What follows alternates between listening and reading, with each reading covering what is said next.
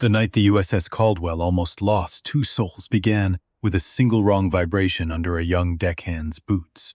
At 0340, on the freezing North Pacific flight deck, the FCA-18 at Spot 6 broke its chains and started sliding toward the edge. 60,000 pounds of fighter jet, hydraul dead, right main gear collapsing, the ship rolling hard to port. The crew froze. Shouts erupted. Red lights flooded the steel. But she was already moving. Trained in secret across 4 summers on a Norfolk pier, she ran manual brake lines at angles no manual allowed, 38 degrees instead of 42, guiding the dying aircraft instead of fighting it. While the team pulled in panic, she locked the final cleat with the nose already hanging 2 feet over black water. The Hornet stopped, then she climbed into the cockpit. Inside, under emergency light, she saw the photograph Commander Holt had carried for 10 years. Her father laughing beside him on a flight line. The same man who had flown with her father the day he disappeared. The same man whose life her father had chosen to save by staying in a failing T-45, rather than ejecting one night. One impossible save, and a truth buried for a decade that was about to surface. Nobody thought the answer would be her. That was the part nobody talked about afterward. Not in the official reports, not in the debrief sessions that ran for 3 days straight, in the small conference room off the hangar bay. Not in the careful procedural language of the after-action summary that went up the chain with all its passive constructions and institutional distance. Not even in the quiet conversations that happened later. In corners.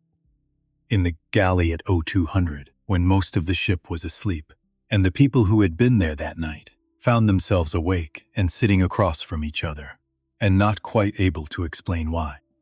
Nobody talked about the part where the answer walked onto that deck in a body that was 19 years old, in boots that were double-tied, in hands that were shaking, and did the thing anyway. The flight deck of the USS Caldwell at 0340 in December looked the way it always looked at that hour, which was to say, enormous and cold and lit by the deck lights in a way that turned everything slightly unreal. Hazy gold at the edges, sharp and merciless in the center. The North Pacific stretched in every direction under a low ceiling of cloud that absorbed the light and gave nothing back. The wind came in from the northwest in irregular gusts that made the tie-down chains sing different notes depending on how taut they were, a sound that after 6 months, Jamie Reyes had stopped hearing as sound and started hearing as information. She was 40 minutes into her watch, moving along the aft section in the particular way she moved when she was working, which was unhurried and specific, each step placed with intention, her eyes doing the thing her eyes always did on deck, which was not just look but read, the angle of a chain, the way a wheel sat against the chalk, the shadow a jet threw when the ship rolled, and how that shadow changed when something was off by even a fraction. Ray had taught her that. Don't look at the thing itself, he had said once. On the pier in Norfolk, a hot August afternoon with the Gulf of Mexico a flat blue line in the distance. Look at the space around the thing. The thing will lie to you. The space won't. She had been 15. She had written that down in the back of the notebook she kept that summer. The one with the hydraulic diagrams and the rope tension calculations, and Ray's voice in the margins. She still had the notebook. She was thinking about none of this consciously when she felt it. Through the soles of her boots, up through the steel.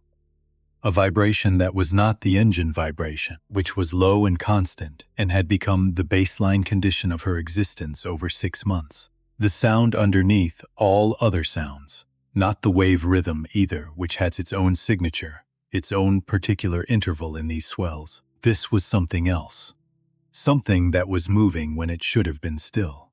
She stopped. She stood completely still on the flight deck of an 80,000-ton carrier in the North Pacific, and let the information travel up from the deck, through her body, and into the part of her brain that had been trained, over 4 summers, to know what it meant. Then she turned. She looked at Spot 6 Hornet 24-14 had moved, just an inch, maybe 2, but she knew exactly where it had been, and she knew exactly where it was now.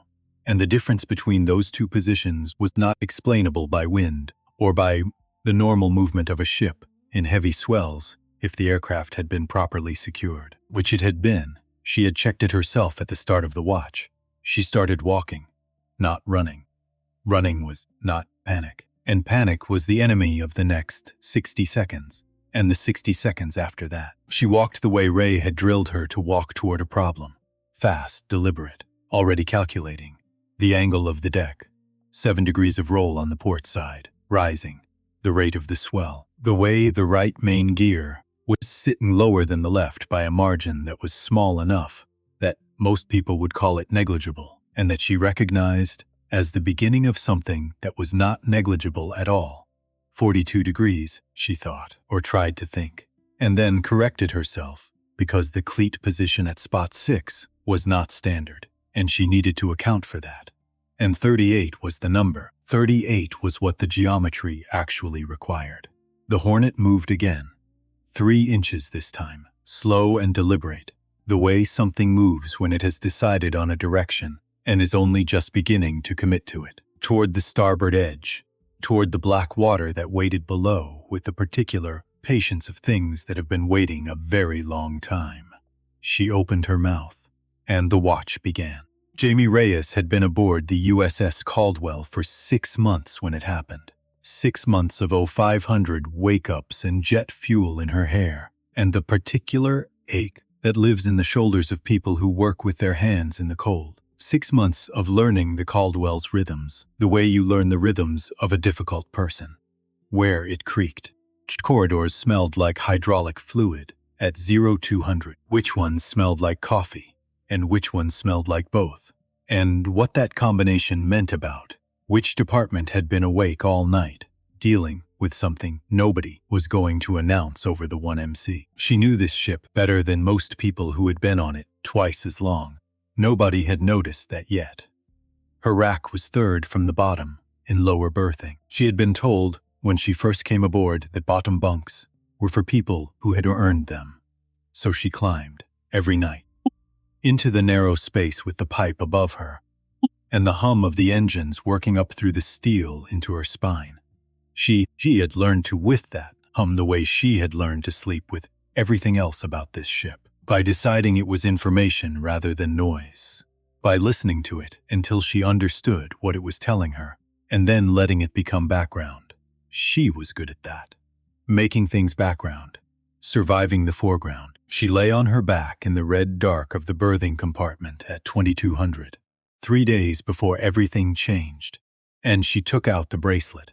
She did this every night. It was not a ritual she had designed. It had become one the way things become rituals when you've done them long enough without stopping. When you reach the point where not doing it would feel like leaving something essential behind. The bracelet was leather.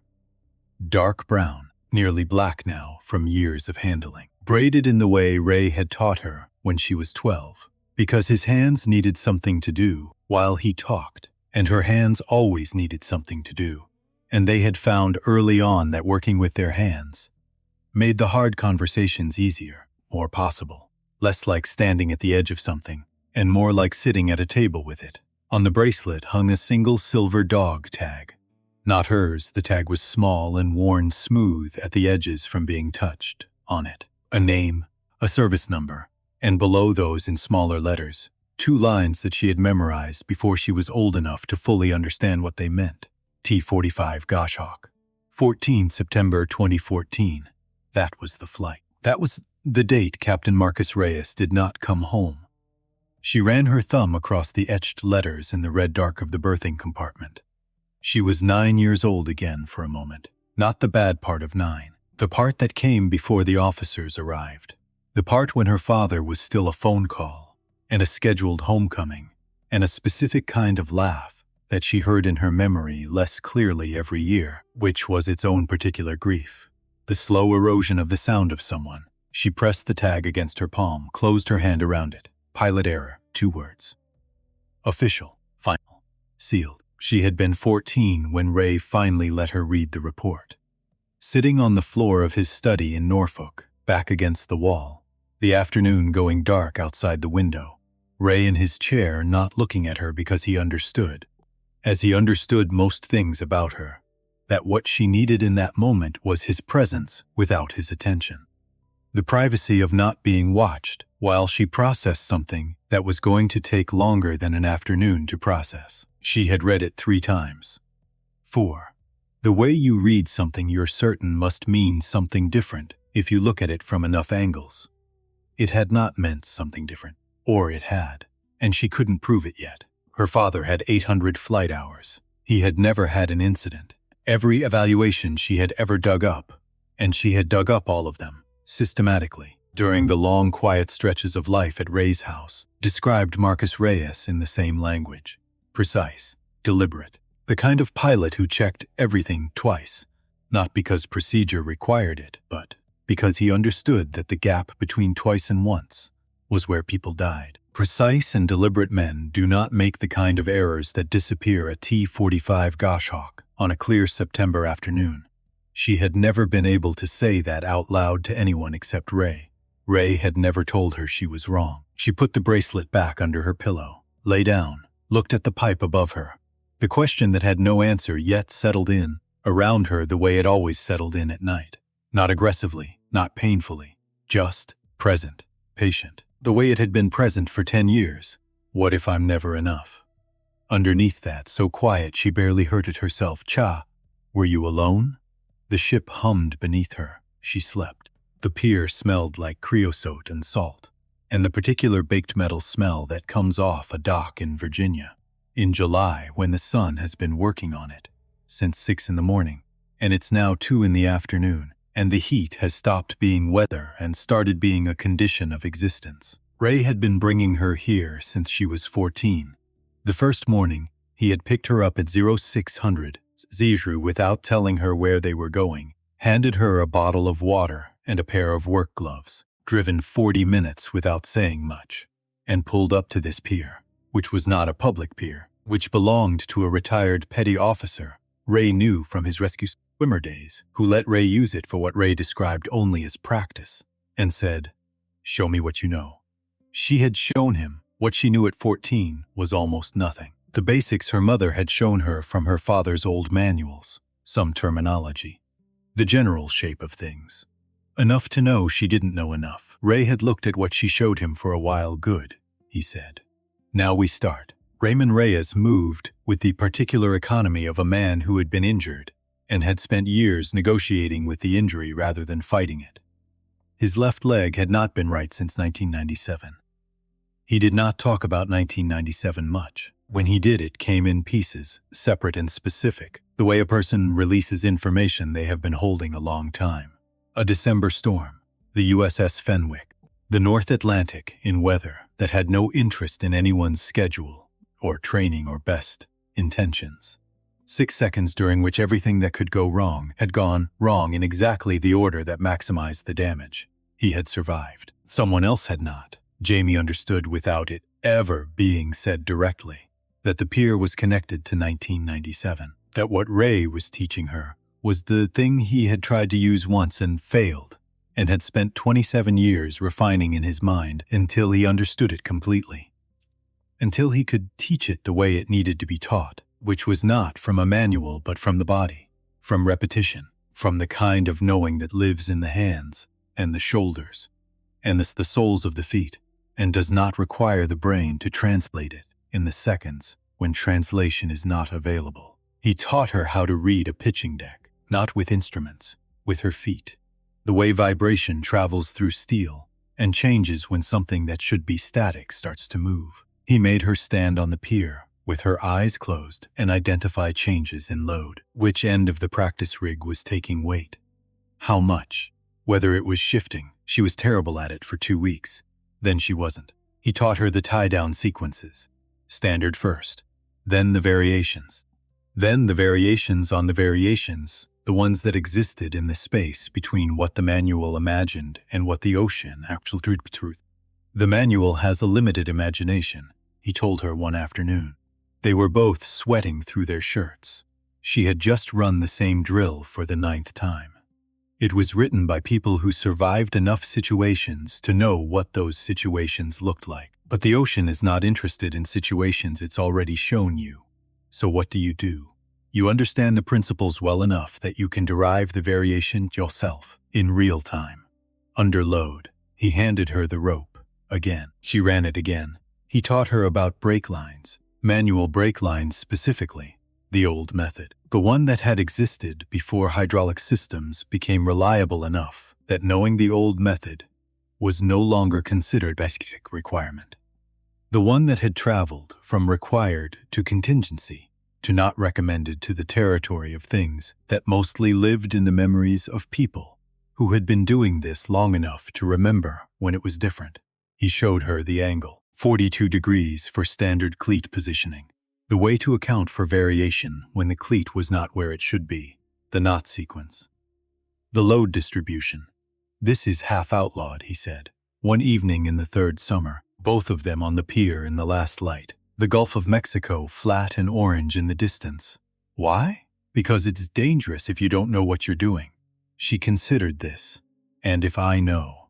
He looked at her. The evening light was in his eyes.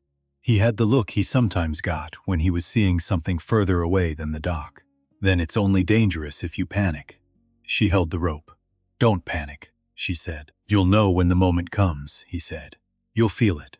And when you do, he paused, looked at the water. Everything changes. She had not known at 16 what moment he meant. She had known he meant a specific one. She had practiced for it anyway.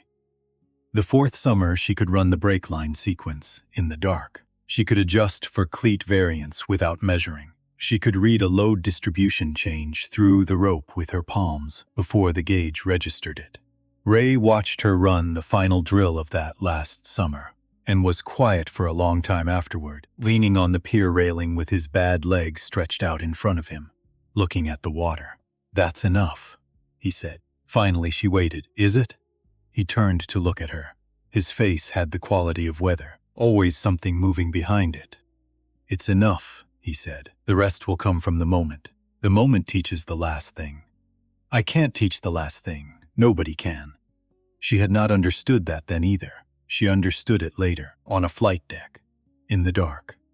When the last thing arrived, and she found it already there, waiting, in the place where 4 summers of repetition had built something that did not have a name in any manual she had ever read. 3 days before it happened, she saw the thing nobody else saw, late afternoon watch.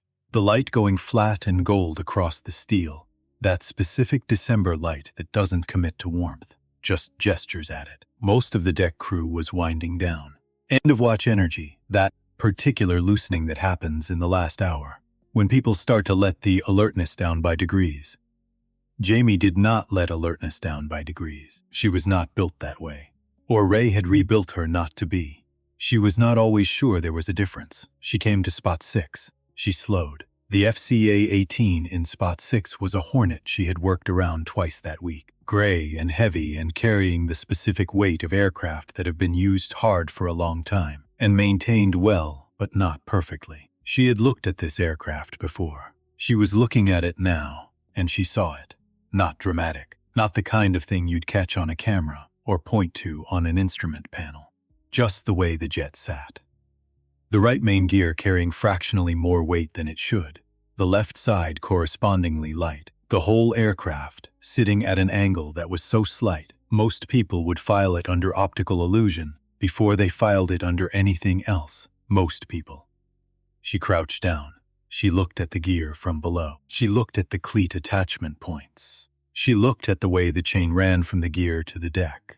She stood up. Doss, Petty Officer Doss, was 20 feet away in an ongoing and apparently important conversation about who owed who money from last night's card game. Large and loud and fundamentally good-natured in the way of people who have never had reason to be otherwise. He turned. At his name, this aircraft, she said. The right main gear. You see how it's sitting? He looked. The professional look, not the dismissive one. Doss was not a bad technician. He was a careless one, which was different. He looked at the gear. He looked at the chain. He straightened up. It's the angle of the light, Reyes. She did not argue. She wrote it in her maintenance log. Time, spot number, the observation, the words, right main gear, possible load distribution anomaly. Recommend secondary inspection before next watch. She wrote it carefully, signed it, submitted it. Then she went and found the maintenance history on Hornet 214. She did this in the back of the equipment bay after her watch ended, sitting on a crate with a tablet, and the kind of focused quiet that people sometimes mistook for introversion, but was actually something else. The maintenance history went back years, further than she expected. She scrolled through it without particular expectation, looking for patterns, looking for the kind of repeated small repairs that indicated a structural issue that kept being patched rather than addressed. And then she found the name in the pilot assignment records. 2014 Pacific Deployment. September. CDR Holt, TR. She read it twice, Commander Holt. The compact, gray-haired man she had seen around the ship, late 40s. The quiet authority of someone who had been flying for a very long time. She had not thought about Commander Holt specifically. She had no reason to think about Commander Holt specifically, until she scrolled one column to the right. In the same deployment, the same exercise, a different row, a different aircraft, but the same training block, the same dates, the same Pacific corridor. Rise MD. Marcus D. Reyes, her father. She put the tablet down. The equipment bay was quiet around her. The hum of the ship, the sound of the ocean working against the hull. She sat with the tablet on her knees, and the name on the screen, and the specific quality of stillness that comes when a thing you have been circling for years suddenly steps into the light and becomes visible. Commander Holt had flown with her father. Not just in the same squadron, not just as in the same general deployment, in the same exercise, the same block, the same September. The same September, Holt was on the ship. Holt was alive. And the aircraft that Holt had been assigned to in September 2014 was sitting in Spot 6, right now, with a right main gear anomaly that Doss had called the angle of the light. She picked up the tablet again. She looked at the name for a long time. Then she put the tablet away and went back to her bunk. She did not sleep that night. She lay in her rack in the dark and listened to the ship and thought about things in the particular way she thought about things when there was too much to think about to approach directly. Sideways, obliquely, letting her mind move around the edges of what she'd found rather than straight at the center of it. Commander Holt had flown with her father. She had not known this before today. She had dug into every piece of documentation she could find about the 2014 incident over the years. Ray had done the same and shared what he found. But pilot assignment records for training exercises were part of the public-facing investigation files. They were administrative. They lived in systems she hadn't known to look in until 6 months of carrier duty had taught her how those systems were organized. She knew now. Holt had been there, not in the same aircraft. The report was clear that Marcus Reyes had been flying solo with one junior pilot in the T-45, but in the same airspace, the same exercise, close enough that the radio traffic between them would have been routine, close enough that the moment the emergency call went out, Holt would have heard it. She thought about the 38 seconds of cockpit audio she had listened to so many times she could reconstruct them from memory. Her father's voice, controlled, focused, the voice of a man who was managing something that was going wrong with everything he had, and underneath it, barely audible, a second voice, different timbre, responding to communications on a parallel frequency. She had never been able to identify the second voice. She pressed her face into the pillow, breathed for a moment. "Did you know him well?" she thought, as if the question could travel the distance between her bunk and wherever Holt was sleeping. "Did he talk about us? Did he say my name?" She did not know why it mattered. It mattered anyway. She reached under her pillow and took out the bracelet. The dog tag was warm from the pillow's warmth. She pressed it between both palms, ran her thumbs over the text, the flight number, the date, the 2 lines that had been the whole architecture of her grief for 10 years. She had come into the Navy for her own reasons. She had told herself that. She had told Ray that when he asked, and it was true.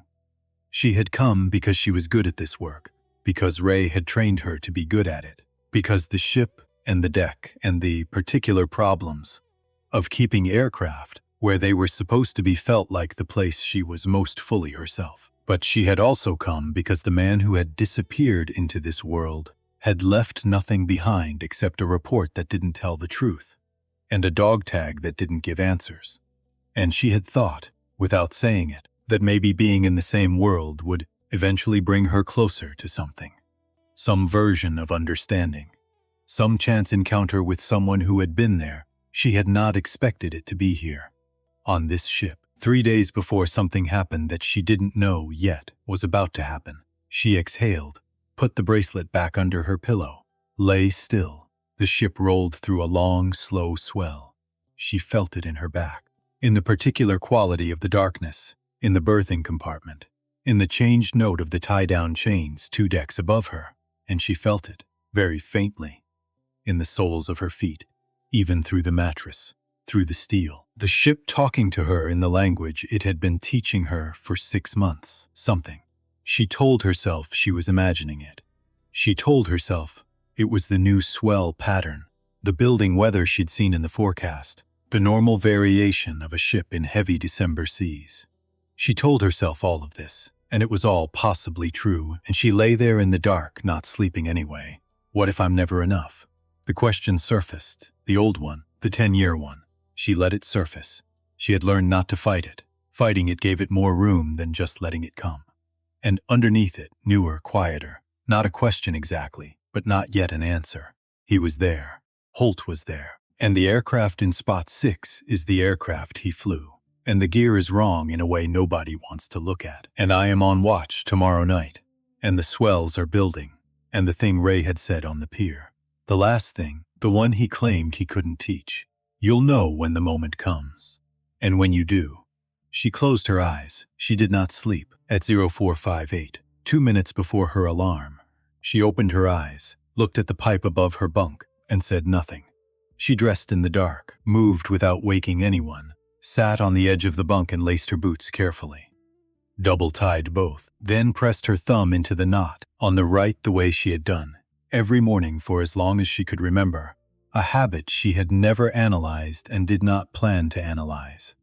A small physical conversation with herself about the day ahead. She stood up. She was ready. For what? She still did not fully know. But she was ready. She went to work. The ship moved beneath her feet. The ocean moved beneath the ship. And somewhere in the steel, somewhere in the vibration that traveled from the hull to the deck, to the soles of her boots, to the place in her body, where 4 summers of learning lived, something had already begun. She just didn't have the word for it yet. She would. Soon, the Hornet moved, not fast. Not the way disasters move in movies, which is always too fast, always with enough momentum that the moment of intervention feels clean and inevitable. This was slower than that, more patient than that. The particular patience of physics, which does not hurry because it does not need to. 3 inches, then another 3, 60,000 pounds of aircraft deciding, with the quiet certainty of something that does not know it is supposed to stay still. To go somewhere it was not supposed to go. Jamie felt it in her feet before she confirmed it with her eyes.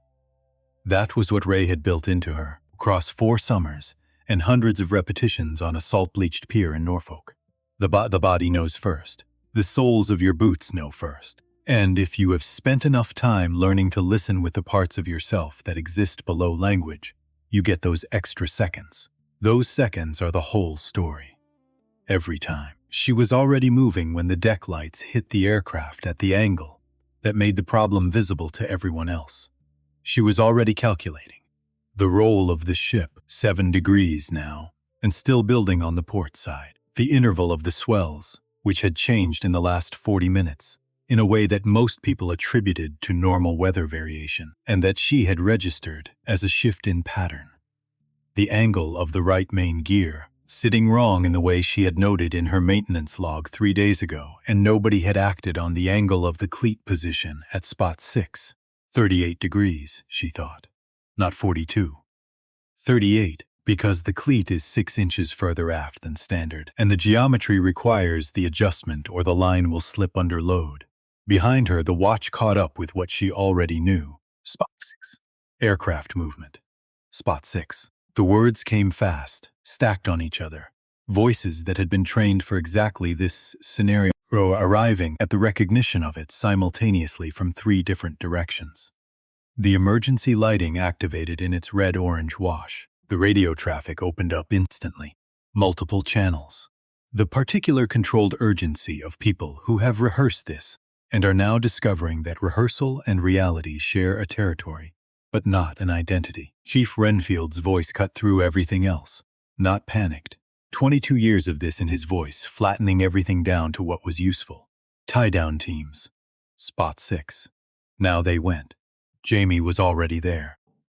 The standard approach came in from 3 angles, simultaneously, which was the right approach, which was exactly what the procedure called for, which was built on the best available knowledge of how these situations behaved under normal conditions. These were not normal conditions. She saw it before the first chain pulled taut. The way the load was distributed, the way the compromised right gear was taking weight, the vector of the slide. She saw what was going to happen in the next 4 seconds, with the same clarity she had seen the gear problem 3 days ago. And she opened her mouth to say something, and then the chain pulled taut and pulled in the wrong direction, and the Hornet moved another 3 inches toward the starboard edge, and she stopped thinking about saying something, and started doing something. Chief Renfield heard her. He turned. And the thing about Renfield, the thing that 22 years had built into him, was that he did not dismiss a voice based on where it was coming from. He heard it, located it, assessed whether it was useful. That was the discipline. That was what separated the chiefs who kept ships safe from the chiefs who just kept ships organized. He heard her. He looked. Get back. That's not your lane. She kept walking toward the aircraft. Chief, the right gear has lost primary hydraulic pressure. Same failure pattern as the Mark 7 loss in the 08 incident. If the team pulls from the nose again, it's going to accelerate the slide instead of stopping it. Silence. Different kind than the silence before. This one had edges. From the far end of the deck, Lieutenant Cora, Reyes, stand down. We have procedures. The procedures assume hydraulic integrity, flat, not loud. Just the information, placed where it needed to be. The right gear has already lost primary pressure. I can tell from the load angle and the slide vector. If you want a number, the hydraulic reading right now is somewhere between 800 and 840 psi. It should be 100. Renfield looked at her, looked at the aircraft. He looked at the pressure gauge on the panel 6 feet to his left. The gauge read 820. The silence that followed was not long. It was maybe 4 seconds, but it had a specific quality to it. The quality of 22 years of expertise in countering information it had not generated itself, and deciding in real time what to do with that. Renfield looked back at her. Talk, he said. 1 word. Everything in it. Manual brake lines, she said. Through cleats 4 and 7. 38-degree tension, not 42, because the cleat at spot 6 is 6 inches further aft than standard positioning, and the geometry requires the adjustment, or the line will slip under load.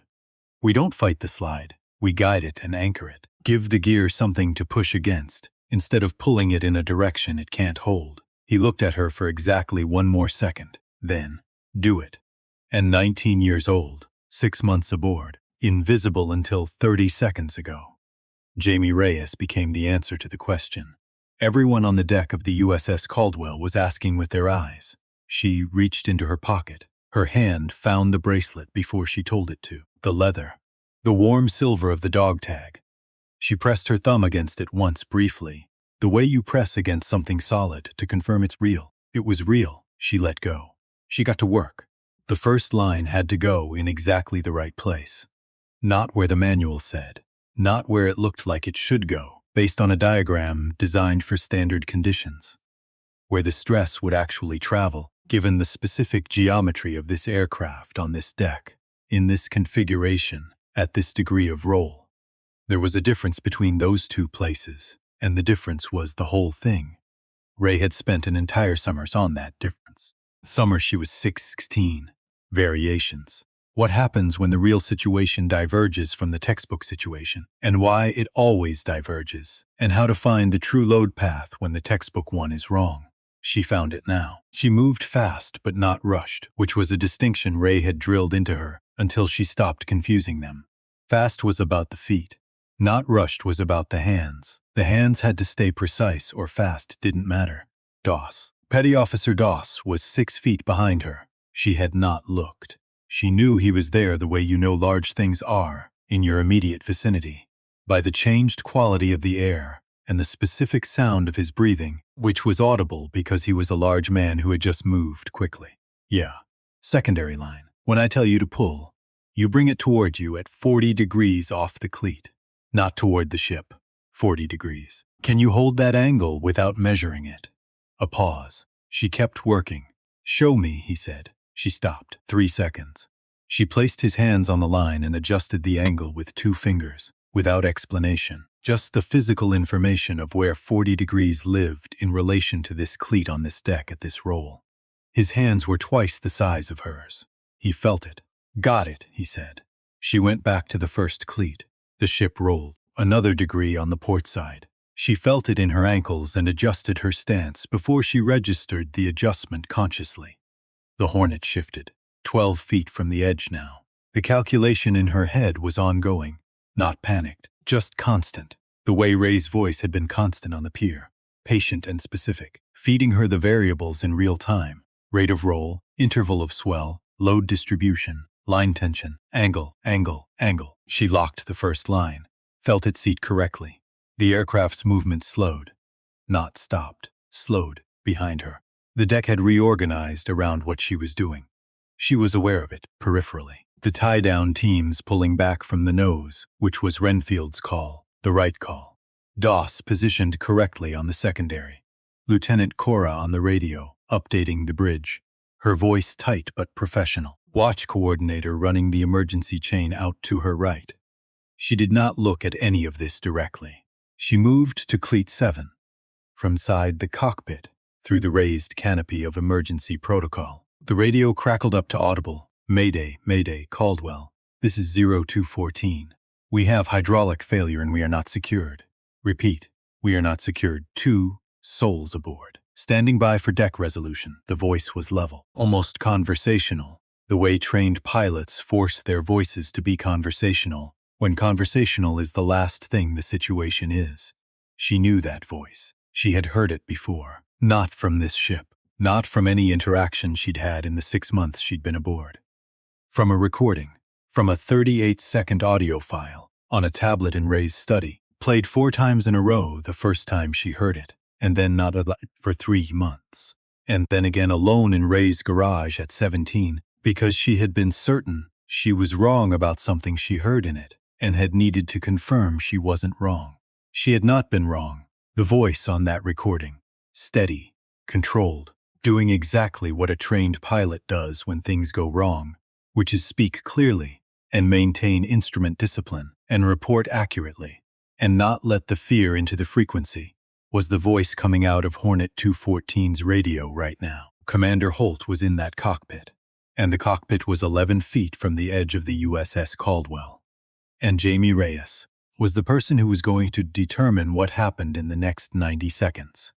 She did not stop moving. She moved to Cleat 7 and set, and the line went in at the angle and she felt its seat, and she called to Doss, and he pulled, and the geometry shifted by the degree it needed to shift, and the Hornet slowed another fraction. Held not yet, but almost. She had 1 more cleat, the final anchor point. Cleat 4 on the port side, running the 3rd line through it, and locking the configuration into a triangle that would distribute the load across 3 points instead of 2. That would give the compromised right gear something to push against instead of giving way to. That would, if everything held, stop the slide with 10 feet of deck, still between the nose of the aircraft and the black water. She was 6 feet from Cleat 4 when the left main gear buckled. Not a sound you forget. Steel under load past its tolerance does not scream. It does not bang. It makes a sound that is more like a very brief, very specific argument between 2 pieces of metal about whether the physics are negotiable. And the answer comes back immediately, and the answer is no. And then there is a sensation that travels through the deck plates and up through the feet and into the chest before the ears have finished processing the sound. Lurch, the whole aircraft, hard to the left. The nose yawing outward, swinging in the direction it had been trying to go for the last 4 minutes, with all the patience of something that has been waiting for the right moment. The port wing dropping, the weight redistributing in an instant into a new configuration that none of the lines currently in place were positioned to address. 1 second. Less than 1 second. In that fraction, the deck crew froze. Not from cowardice. From the specific kind of arrested motion that happens when a situation moves faster than the most recent plan can account for. The brain needs a moment to generate the next plan, and the moment is very short. And in that short moment, people go still. Jamie did not go still. Because somewhere in 4 summers of peer work in Norfolk, Ray had built something into her that ran faster than the part that went still. Not instinct exactly. Instinct was the word people used for things they couldn't otherwise explain. This was closer to a different kind of knowledge, the kind that had been put in through the hands and the feet and the muscles rather than through the ears and the eyes, and that came back out through the same channels when the situation called for it. She was already moving before the freeze around her had fully settled. But not toward another chain. She went toward the cockpit. She had not planned this. There was no plan that included this. She went because the gear configuration had changed in a way that changed the math.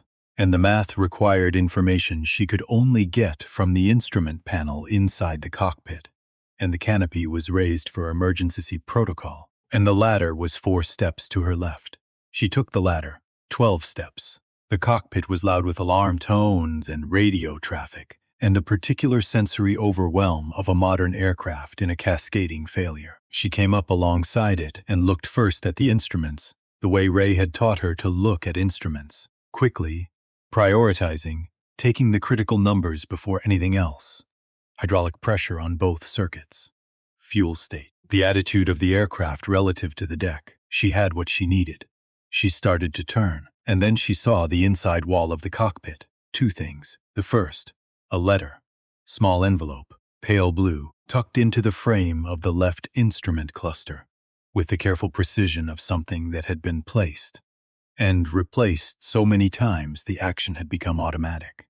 The envelope was worn at the corners in the specific way things get worn when hands touch them repeatedly, when someone takes them out and puts them back with a regularity that speaks to need rather than habit. Woman's handwriting on the front, 2 words only. The envelope was sealed. It had always been sealed. It was not meant to be read in the air. It was meant to be there, present. A weight that balanced something. The second thing, the photograph, small. Perhaps 2 inches by 3. The color faded in the specific warm way that photographs fade when they have spent years in changing light. In the cockpit of an aircraft that climbs to altitude and returns to sea level, on a rhythm that slowly bleaches whatever it contains. 2 pilots, standing in front of an aircraft on a flight line, somewhere sunny, somewhere that was probably Norfolk or Pensacola, or one of the dozen identical-looking tarmacs where naval aviation has been conducting its business for decades. They were laughing. Not the posed kind, not the kind you aim at a camera, the kind that starts 3 minutes before someone picks up a camera and is still going when the shutter fires. So the person in the photograph doesn't know they're in a photograph yet. The real kind, the unguarded kind, the pilot on the right, younger than she had ever seen him, less gray, the specific lightness of a face that has not yet accumulated all. It will accumulate, but recognizable. Commander Holt, the pilot on the left. She had looked at this face her whole life, on the mantel in Ray's house. In the photograph her mother kept in the hallway behind the door, the one she moved twice and kept putting back in the same place because there was no other place that felt right. In the mirror sometimes, in certain angles, when the light was particular, and she was tired enough that the careful distances she kept from her own reflection collapsed, and she saw in the line of her jaw and the set of her eyes the person she had been assembled from, her father, Captain Marcus Reyes, in a photograph. Inside the cockpit of the aircraft Commander Holt had been flying for a decade, carried at altitude and back to sea level and to the next deployment and the next, for 10 years, through everything. She stared at it for the length of 2 breaths. Then Commander Holt looked up. He had been on the instruments, working the emergency checklist, doing what a pilot does when the aircraft is compromised and the deck below is compromised. And the only thing left to manage is the management itself. the maintenance of function in the face of everything breaking down.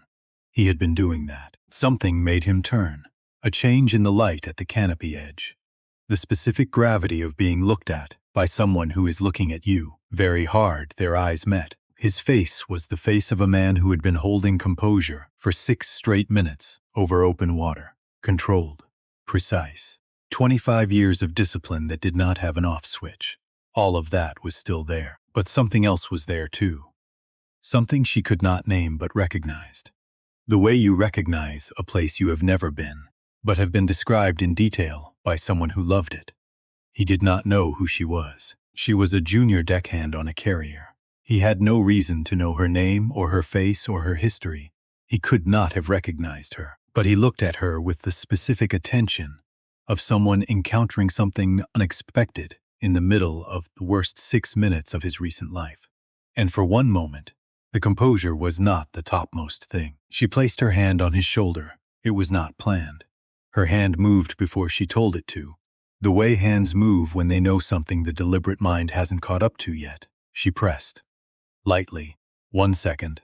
Less than 1 second. The pressure that says, I am here, I see you. We are not finished. He looked at her for the length of that contact. Then he nodded. Once. Small. The nod of a man who has been holding something very heavy and has been briefly allowed to put it down.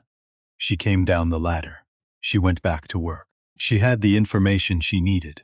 The instrument readings had confirmed what she already suspected about the redistribution of load after the left gear buckled.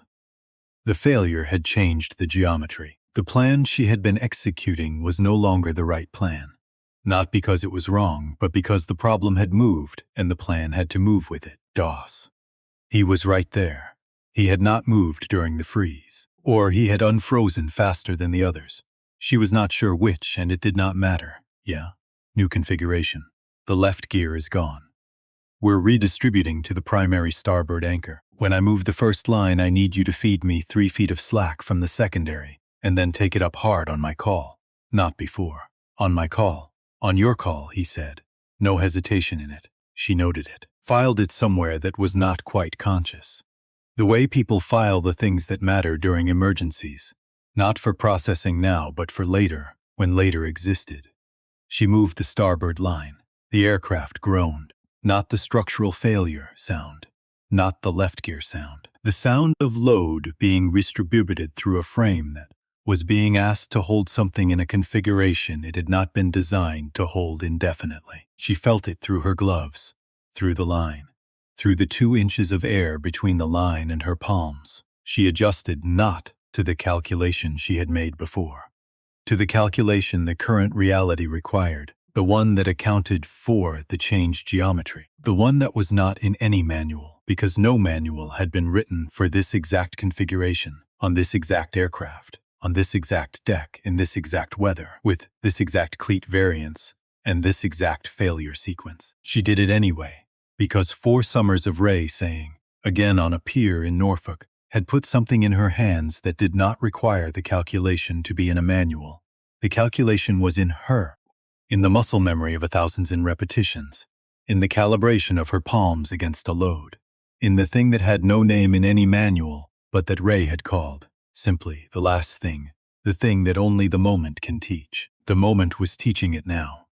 She said, DOS pulled. She felt the line take weight. She locked the cleat. And the Hornet stopped, not gracefully. One of the secondary chains had slipped during the redistribution and left a gouge across the deck that was going to need to be assessed and documented, and would show up in the damage report as a 6-inch laceration in the non-skid surface running at an angle that would require resurfacing before the deck could return to full operation. The nose of the aircraft extended past the deck edge by approximately 2 feet. The starboard wing sat over open water. From a certain angle, in a certain light, it looked like the Hornet was peering into the Pacific, curious about something it had almost gone to find. But it was not going to find it. Not tonight. The lines held, imperfectly, dangerously close to the margin, with the left gear gone, and the configuration non-standard, and the deck crew standing in various degrees of arrested motion around the result of the last 4 minutes. But held. held. The silence that descended on the flight deck of the USS Caldwell was not the silence of relief. It was too soon for relief. It was the silence of aftermath, the specific acoustic quality of a space in which something enormous has just stopped happening. And the people in that space are still running the emergency signals in their bodies. But their eyes are telling them something different. The wind kept blowing. The ocean kept moving. The tie-down chains that were still intact kept singing in the gusts. But the Hornet stayed where it was. Commander Holt came down the ladder first. His movements were what they had been in the cockpit, controlled, efficient. The movements of a man for whom discipline was not a performance but a baseline, something that had been built in so deep it no longer required maintenance. He came down and his feet hit the deck, and he stood for a moment. He looked at the aircraft, at the position of the nose over the edge, at the chain configuration, at the cleat angles, at the gouge in the deck, at the specific geometry of what had just been done, which was not the geometry of any standard procedure, and not the geometry of any training scenario he had run in 25 years, and which had nonetheless worked in the way that things work, when the person doing them understands the principles well enough to derive the variation in real time. He stood with all of that for a moment. Then he turned. And he looked at her, and something in his face that had been held at composure for 6 minutes and 40 seconds, released by a degree that was visible only if you were looking for it, which she was. "Rise," he said, "sir." He kept looking at her, a beat longer than acknowledgement required. The specific quality of a look that is trying to locate something, that has recognized something without knowing yet what it has recognized. "Good work," he said. She nodded. Her throat felt odd. She attributed it to the cold air, and the exertion, and the particular physiological state of a body that had just spent itself completely, and was beginning to register the full cost. The junior pilot came down the ladder. Renfield arrived. Cora arrived. The organized activity of aftermath assembled itself around them. Radio calls, damage assessment, the procedural language of institutions, addressing what just happened by measuring it and documenting it and assigning it the correct category. Holt turned to deal with it. Jamie stepped back one step, then another. She found the bulkhead. She put her back against it. Her legs had a specific opinion about the last 6 minutes, and the opinion was that they had done enough and would like to now do less. She let them. Her hands were shaking. The specific unwinding of muscles held at maximum tension past their design tolerance. She looked at her gloves. She looked at the deck. She had the particular urge that comes after something enormous. The simultaneous need to laugh and cry. The sense that the appropriate response requires a register she doesn't currently have access to. She did neither. She breathed. Doss found her 10 minutes later. He came and stood next to her the way large, good-natured men stand next to people they have just substantially revised their opinion of. No ceremony, just presence. The companionable kind. They looked at the aircraft together for a while. "The 38-degree thing," he said finally. "The cleat was positioned wrong." "Right." A pause. "The hydraulic number 820. You said 800 to 840. "Yes." He was quiet for a moment. "You submitted a maintenance log 3 days ago," he said. "Right main gear." "Yes." He looked at the deck, looked at the aircraft, looked at the gouge the slipped chain had left. "I told you it was the angle of the light." "You did." He breathed out. "Long. Slow rise, Doss. I'm sorry I didn't." "We're good," she said, not cutting him off, just putting the thing down before it got heavier than it needed to be. "We're good." He stood there a moment longer. "Yeah," I said. "We're good." And then Renfield was there. He came without theater, the way he did everything. Stood beside her. Looked at the aircraft and the deck, and the configuration of what had been done. She could feel him processing it. The engineer's assessment, the 22 years of pattern recognition, taking apart what she had built in real time, and understanding why each piece was where it was. He was quiet for a long time. "The cleat adjustment," he said. "Yes, Chief. That's not in any current manual." "No, Chief." He kept looking at the aircraft. "Should be," he said. She looked at him. He looked back at her. Those pale, steady eyes. 22 years of deciding what things were. He was deciding what she was. She could feel it. The file being updated. the category being revised, not with ceremony, not with words, just the specific internal motion of a mind that has encountered something that requires a new folder and is quietly creating one. Then he walked away. She watched him go. She put her hands in her pockets. She touched the bracelet. The dog tag was warm. She pressed her thumb against the etched text. The flight number, the date, the two lines that had been the whole shape of her unanswered question for 10 years. She pressed and held. Because a few feet away, Commander Holt was standing in the lights of the aftermath and giving his debrief and doing what he always did, which was function with complete control in the space that existed after hard things. And she had been on this ship with him for 6 months. Without knowing, he had been there when her father disappeared, and she had spent the last 6 minutes with his voice in her ear from a recording she had listened to, until she had memorized the exact quality of it. And tomorrow, or the day after, or whenever the aftermath settled enough, that two people could find a quiet corner of a hangar bay and have a conversation that the situation required. She was going to ask him what he knew.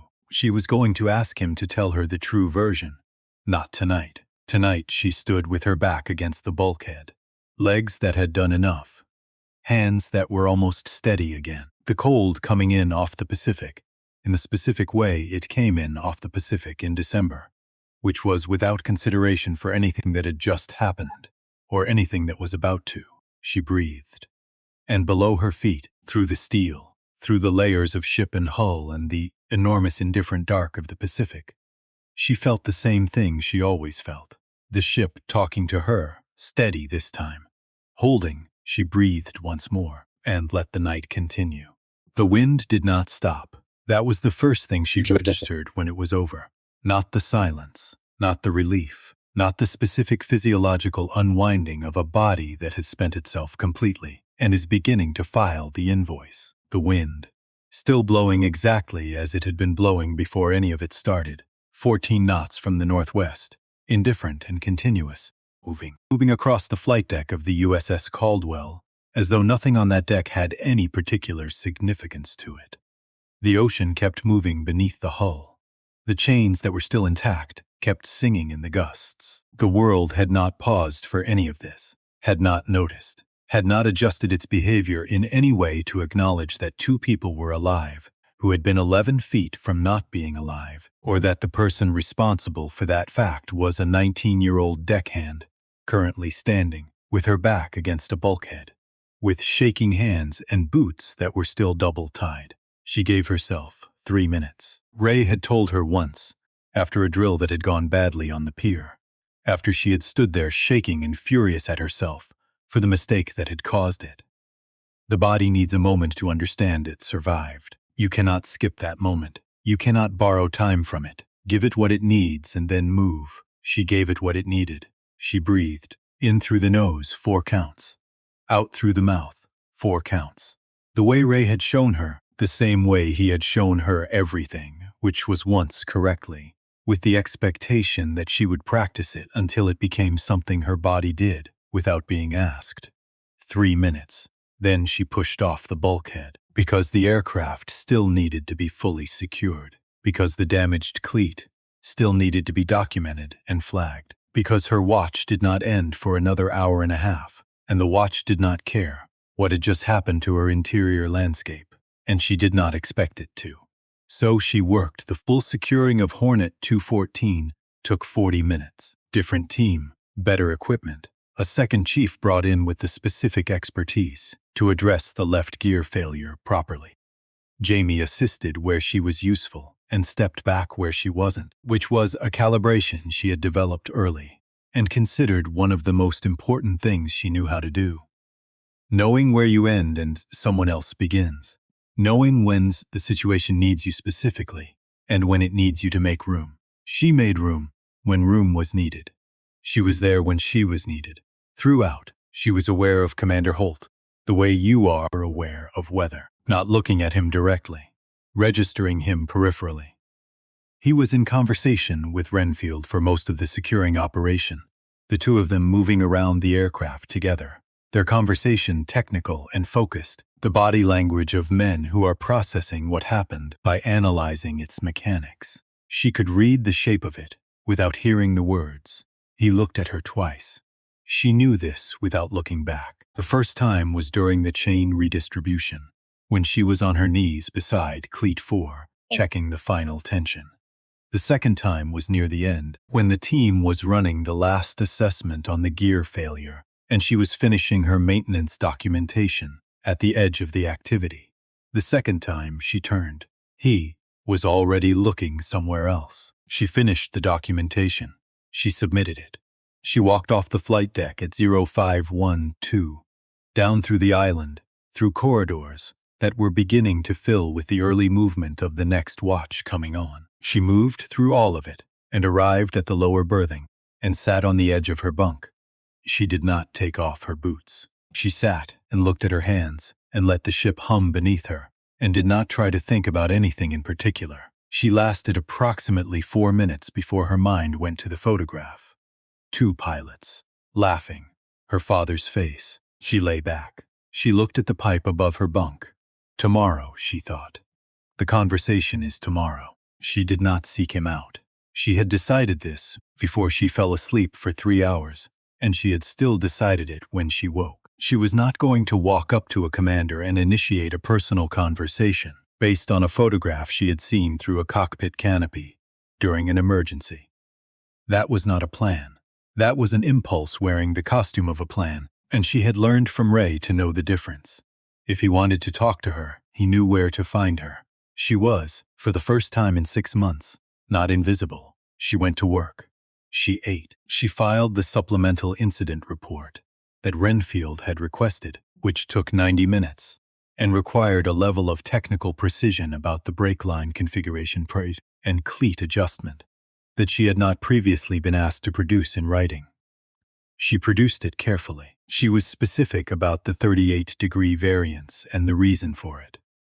She cited the load path principles rather than the procedure, because the procedure didn't exist for what she had done, and she was not going to pretend it did. She was in the hangar bay at 1400, going over the written report with the maintenance chief, a man named Pruitt, who had 30 years on his face, and the expression of someone who had long since stopped being surprised by anything the ocean or the Navy produced.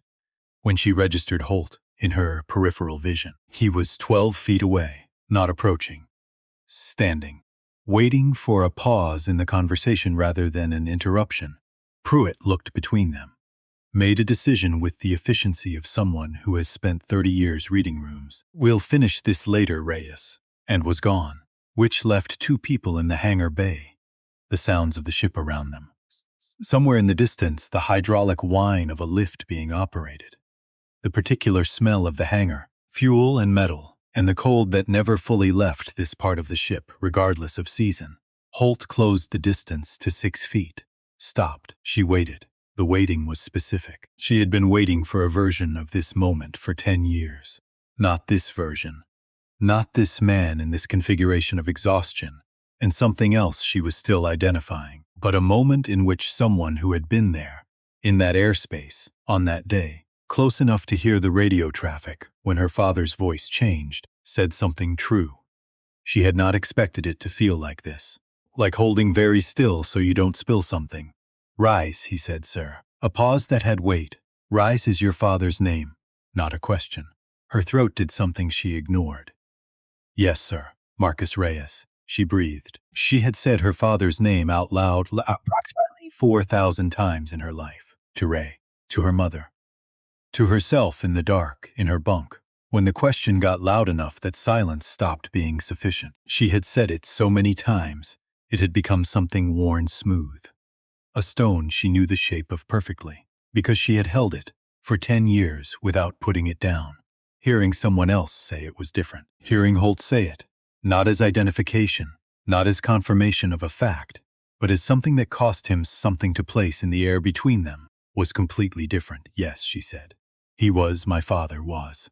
The word landed the way it always landed. Not painfully after 10 years, just heavily. The specific weight of accurate language about a permanent thing. Holt looked at her, at her jaw, the set of it, at the particular angle of her face, that she had seen in photographs of a man she would never be old enough to know as an adult. Something moved through his expression that 25 years of discipline had built walls around, but had not, apparently, entirely contained. "I've been carrying his photograph in my cockpit for 10 years, he said. "I didn't know how to stop." She said nothing, because there was nothing to say to that, because it was the truest thing anyone had said to her in a very long time, and some true things don't need a response. They need to be received. Held. Given the weight they're carrying without deflection. "I should have found your family," he said, "years ago." "I should have, Commander." He stopped. She met his eyes. "Tell me what happened," she said. "Not the report. What actually happened." He told her. Not all at once. In the way the true version of a difficult thing always comes out, which is never cleanly, never in a single scene. It comes in pieces, in the pauses between sentences, where the person is not resting but choosing, in the places where the language fails, and the speaker stops and starts again, with different words because the first words were not accurate enough, and accuracy matters more than ease. She listened the way Ray had taught her to listen, which was completely, without preparing her response while the other person was still speaking, without organizing what she was hearing into the shape of what she had already believed. Just listening, taking it in. He told her about the exercise. September 2014. A training deployment in the North Pacific, the kind that runs on a schedule and a checklist, and the organized confidence of an institution that has done this many times and knows how it goes. He told her about the briefing that morning. Her father across a table from him, coffee in hand, the particular way Marcus Reyes had, of listening to briefings with his whole body, leaning slightly forward, as though he intended to meet the information halfway, rather than wait for it to arrive. She recognized this. She had never seen it, but she recognized it, because she did the same thing, and had always done the same thing, and had never known where it came from until this moment. He told her about the flight. The T-45 Goshawk, the training corridor. The two of them in separate aircraft, different call signs, the same general block of Pacific sky, 5 miles between them. He told her about the radio traffic in the first 40 minutes, which was routine, the check-ins, the exercise parameters, the specific texture of a training flight that is going exactly as planned, which is a texture you stop noticing because there is nothing to notice. He told her about when it changed. The shift in her father's radio traffic, the first indication that something in the aircraft was not operating correctly. The way a trained pilot sounds when they are managing an emergency and choosing their words carefully, giving the information without giving the fear, because the fear doesn't help anyone, and the information does. Her father's voice, as Holt described it, was precise, measured, the voice of someone who knew exactly what was happening and was making decisions about it rather than reacting to it. He had a junior pilot with him, Holt said. 22 years old, first deployment, technically qualified, good instincts. But that morning he had rushed the harness pre-flight. There was pressure to get airborne on the exercise schedule. And Holt stopped, started again. The harness wasn't fully seated. The junior pilot didn't know. Your father discovered it mid-flight during a banking maneuver, when the seat shifted in a way it shouldn't have. She was very still. She had stopped being aware of her body at some point in the last several minutes. She was aware only of the words, of the shape the words were making. If your father had initiated ejection for himself, Holt said, the standard seat sequence would have fired the junior pilot's seat first. Junior pilot always goes first. That's the sequence. But with the harness configuration the way it was, the ejection forces on an improperly seated harness would have. He did not finish the sentence. He did not need to. She finished it herself. Silently, in the precise, careful part of her mind that had been trained to follow a load path to its conclusion, regardless of where the conclusion led. She followed this one to its conclusion. Her father had known. He had run the calculation in the seconds available to him, and the calculation had produced an answer that required him to make a decision. If the ejection sequence fired in standard order, the junior pilot went first, and the junior pilot's harness was wrong. And what happened to someone with a wrong harness in an ejection sequence was unsurvivable. Her father had chosen to stay, to hold the aircraft stable, to keep it from entering the spin that would have made the junior pilot's situation unrecoverable, regardless of what happened next. To buy the kid the seconds he needed to get the harness seated and get out alive. He had bought those seconds. The junior pilot had gotten out. Her father had not. She stood in the hangar bay and breathed. "He saved him," she said. Her voice came out steady. She was faintly surprised by this. Yes, he knew what he was doing. He knew when he made the choice. Yes, it wasn't an error. No, Holt said. It was not an error. The two words she had been carrying for 10 years. Pilot error. They did not mean what she had been told they meant. They had never meant what she had been told they meant. They were the language that institutions use when the truth is more complicated than the form has space for, or when the truth implicates something the institution is not prepared to examine. They were the words that had been written in a file, so that a 22-year-old junior pilot with a long career ahead of him did not have to carry the weight of what had actually happened. She understood this. She did not, in this moment, feel the anger she had imagined she would feel when she finally got to the truth. What she felt was something quieter than anger, more specific. The feeling of a question that has been open for 10 years finally closing. Not with a satisfying click, not with the resolution of something that has been resolved. With the simple, heavy recognition of the actual thing set down in front of her at last, after a very long time of carrying the wrong shape of it. The official report, she said. A decision was made at the command level, Holt said. His jaw moved. I agreed with it at the time. I was 28 years old and I agreed with it. Because the people making the decision had more experience than me. And I told myself, they knew things I didn't know, that there were reasons. He looked at his hands. I'm not sure I would agree with it now. I haven't been sure for a long time. The junior pilot, she said. What happened to him? He left the service. 4 years later, natural transition. He's a commercial pilot now. Pacific Northwest somewhere. A pause. He knows what happened. He has known since the debrief. He carries. She absorbed this. Good, she said. Then, because she needed him to understand what she meant by that. Not as punishment. I mean, he should know. He should get to carry it. That's part of what it means that someone knows. That it's not just gone. That it exists somewhere in someone. Holt looked at her for a long moment. Your father, he said. He was the finest pilot I ever flew with. I've been flying for 25 years. I have not changed that assessment. She pressed her lips together. She was not going to cry in the hangar bay. She had made this decision and she was going to honor it. The photograph, she said. Why did you keep it there? He was quiet for a moment. Because I couldn't figure out what else to do with it, he said. And because every time I climbed into an aircraft, I thought, he would have checked everything twice. He would have taken the time. He would have been thorough, even when there was pressure not to be. He paused. So I checked everything twice. Every flight. For 10 years. It was the only thing I could think of that was worth doing. She stood with that. He carried a photograph of you too, she said. Holt's eyes changed.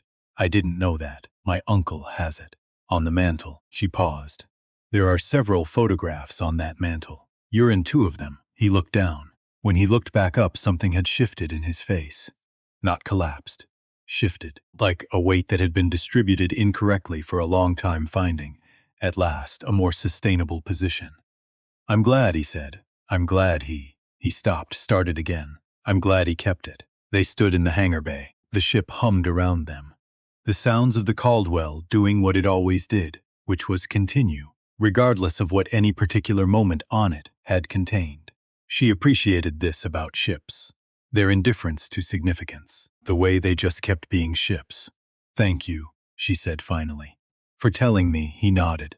Thank you, he said, for last night. She looked at him. He would have been proud of you, Holt said. Not just for the brake lines. For all of it. The way you handled it. The way you... He paused. The way you put your hand on my shoulder. She said nothing. I needed that, he said. Simply. Without performance. I needed someone to be there. And you were there. She nodded once. Then she walked out of the hangar bay into the corridor and stood against the wall for a moment, with her eyes closed and breathed.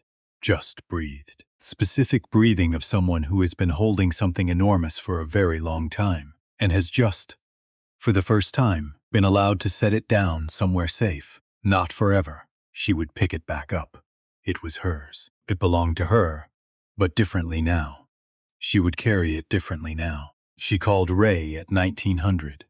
Norfolk was 4 hours ahead, which made it 2300 there, which meant he was either asleep or sitting in the study, with the television running something he wasn't watching. She knew which one it was before he picked up on the second ring. The second ring meant he had been awake. The second ring meant he had been sitting in that chair. The old one that made the specific sound when he shifted his weight in it. Waiting, not necessarily for her specifically, just available. In the way Ray was always available, which was completely and without announcement. You heard, she said. Travels, he said. Which was Ray for? Yes, I heard. I have been aware of what happened on your ship since approximately 0700 this morning, and I have been sitting here since then, doing the thing I do when I am waiting for you to call, which is exist in a state of controlled patience that costs more than I will ever admit. She was in the satellite phone alcove off the main corridor, the narrow space with 2 chairs and a partition that gave approximately the illusion of privacy. She sat in the chair closest to the partition. The ship hummed around her. I talked to Holt, she said. Silence, he told me, she said. About the harness, about the junior pilot, about what my father chose. More silence, the specific Ray kind, which was not absence, was presence, dense with things he was deciding whether to say. You knew, she said. Yes. One word. The weight of the years it had been held in it. How long since? Shortly after, he said. There was someone I knew, someone who was at the debrief, who told me what had actually happened, because he thought I had a right to know, even if the official record said something different. A pause. He was right that I had a right to know. I've spent a long time deciding whether you did too. She sat with that. Why didn't you tell me, she said. Not angry. She was genuinely asking. She needed to understand, and she had learned from Ray that understanding required the real question rather than the emotional version of it. He was quiet long enough that she heard him shift in the chair. The old sound, the specific creak of it. Because if I had told you, he said, you would have carried his reason to step forward. His choice, the knowledge of what he did, and the weight of it, and the story of it. You would have brought all of that onto the deck last night, and you would have stepped forward because of him. Because of what he did. Because the situation called for it, and you knew what he had done, and the story demanded a certain response. She listened. But that's not the same thing, Ray said. That's legacy. That's narrative. That's the shape of a story pulling someone into a role the story has already written. He paused. Courage is different. Courage is when you don't know the story. When you don't know why it's in you. When you step forward anyway because the moment requires it, and something in you answers. And you don't know yet what that something is or where it came from. That's the real thing. That's what I needed you to have. Another pause. He would have needed you to have it too. She breathed. You couldn't have known it would be that specific situation, she said. No, you couldn't have planned for a hydraulic failure on a specific aircraft at a specific hour in a specific configuration. No, I couldn't plan any of it. I could only prepare you. His voice was even, not defensive, just accurate. And then I had to let the moment do the rest. She thought about the pier, the heat of it in July, the rope in her hands and Ray's voice saying again, with the patient certainty of someone who understood that repetition was not monotony, but the slow, serious business of installing something permanently. The pier, she said. Yes, 4 summers, he agreed. That was you trying to fix 1997's. The silence that followed was the longest one yet. Tell me about the Fenwick, she said. The real version, not the pieces, all of it. And he told her, the way he had told her other things over the years. Slowly, without embellishment. In the voice of someone who has turned a story over so many times they've worn all the dramatic edges off it. And what's left is just the hard center, exposed and accurate. December 1997. USS Fenwick. The North Atlantic in weather that was not interested in anyone's schedule or training or carefully developed plans. A storm that had been upgraded twice in the 12 hours preceding it, and would be upgraded once more before it ended. An aircraft that had broken its primary restraints and was sliding. And Ray, 34 years old, a rescue swimmer, not a deckhand, not the right person by role but the closest person by position, moving toward it with a technique he knew from training and had never used in the field. He had gotten the angle wrong. Not by much, by the margin that matters. The line had gone in, at the wrong angle and under load. It had slipped, and the aircraft had gone over the side, and the pilot inside it had been recovered but not recovered well, and had died 4 days later in a medical facility in Reykjavik, while Ray was still on the ship, filling out the first of what would be many reports about what had happened and why. I have thought about that angle every single day since December 1997, Ray said. Not with punishment anymore. I stopped punishing myself for it a long time ago because punishment wasn't useful, and your father would have told me the same thing if he'd been around to say it. But, as a question, as the question that the situation left me with, what would it have taken to get it right? What kind of knowing would have been required? Not knowledge, knowing. The kind that lives in the hands rather than the head. She understood the distinction. It was one he had made on the pier in various forms, across 4 summers. So you built the knowing into me, she said. I tried to, he said. I didn't know if it would ever matter. I thought about that sometimes on the pier, whether I was doing something useful, or whether I was an old man with a bad leg, working out his guilt, in a way that had no real-world application. A pause.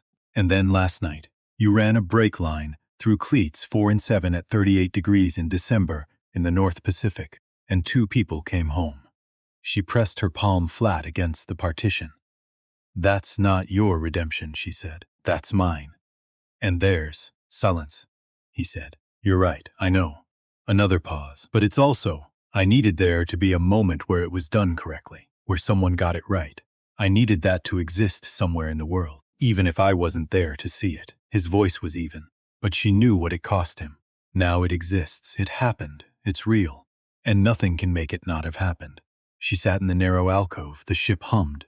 Ray, she said. Yeah. He chose, she said. He knew and he chose, and it wasn't an error. No, Ray said. It was never an error. I knew it wasn't. I know you did. I just needed someone else to know it too. I know, he said. That's why you're in the Navy. She sat with that for a long moment. Then, come to San Diego. When we make port, a pause. That's a 14-hour drive. I know what it is. Another pause. Give me till tomorrow morning, he said. Ray drove through the night. She knew this without being told. She knew it the way she knew all the things about Ray that he never announced, which was through the accumulation of 11 years of paying close attention to a person who expressed most of what mattered through action rather than declaration. He drove through the night and arrived at the gate at 0847, and she met him with coffee she had gotten from a place 2 blocks from the base that a woman in her berthing had recommended, and that turned out to be genuinely good. Small things, real things. Ray looked like Ray, which meant weathered, economical in his movements, the particular posture of a man whose left leg required the rest of him to negotiate continuously, and who had long since made peace with the negotiation. He had driven 14 hours, and he looked like he had driven 14 hours. And he took the coffee from her and drank it, and looked at her, with the expression she had known since she was 9 years old.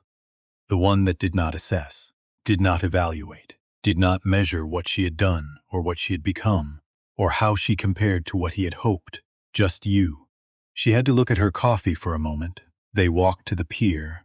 It was Navy property, adjacent to the base, functional and unbeautiful in the way of places that exist for purpose rather than for being looked at. The Pacific in December was gray-green and enormous in every direction.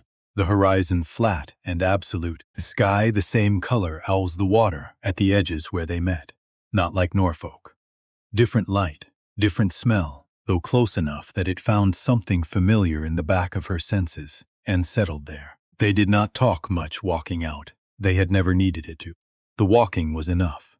The being alongside each other, matched in rhythm, her boots and his uneven gait, finding their pace the way they had always found it, the way 2 people find a pace when they have walked together enough times that the adjustment is no longer conscious. They reached the end of the pier, stood there, the water moved below them. Patient, enormous, particular gray-green of the Pacific in winter, which was not beautiful in any conventional sense, but which was real in a way that other things were not. Completely and uncompromisingly real. He was a good man, Ray said, not announcing it. Placing it between them like something that had always been there and was now simply visible. I know, she said. The best I knew, he said. And I'm not saying that because he was my brother. I'm saying it because every person who flew with him said the same thing, and I have no reason to disagree with all of them. She thought about Holt in the hangar bay, the way he had said it. The finest pilot I ever flew with. The 25 years of authority behind the assessment. He knew the harness was wrong before he made the choice. She said yes, he had time. He could have gone yes. He chose not to. Yes, Ray said. He was always going to choose not to. That was who he was. The calculation he ran was real, and the answer it produced was real, and he chose it with full knowledge of what it meant. He looked at the water. That's not tragedy. That's character. There's a difference. She thought about that. About the distinction between tragedy and character. About the 10 years she had spent carrying the version of her father's death that the report had given her, which was accidental and senseless, and the result of a human failure in a machine, and the version she was carrying now, which was none of those things, which was a choice, a specific, costly, completely deliberate choice, made by a man who understood exactly what he was choosing. She reached into her pocket. She found the bracelet. She slipped it off her wrist for the first time in longer than she could clearly remember, held it in her palm, the leather dark and worn smooth from the silver dog tag, the etched text she could read with her fingers in the dark because she had done it 10,000 times. T45 Goshawk, 14 September 2014. She looked at it. Ray looked at it. Neither of them said anything for a moment.